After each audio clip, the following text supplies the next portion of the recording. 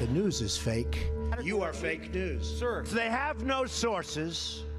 They just make them up. Hundreds of newspapers across the U.S. have launched a coordinated defense of the free press, pushing back against what they say is President Donald Trump's continued assault on the media.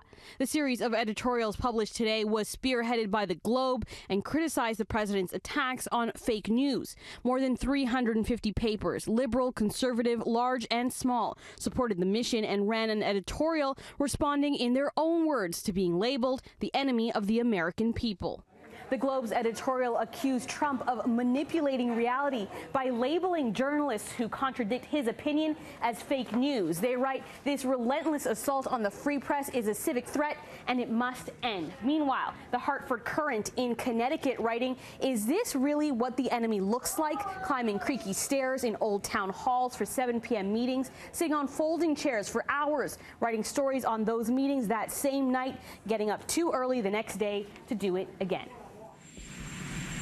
Trump escalating the rhetoric on Twitter again today, tweeting in part, "There is nothing that I would want more than for our country than true freedom of the press."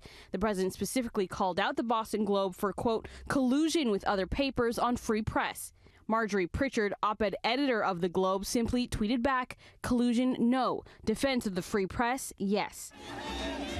Since Trump took office, the level of hate media is facing has been mounting. CNN's chief White House correspondent Jim Acosta tweeted a video of the animosity journalists faced at a Trump rally in Tampa back in June, saying, "I'm very worried that the hostility whipped up by Trump will result in somebody getting hurt."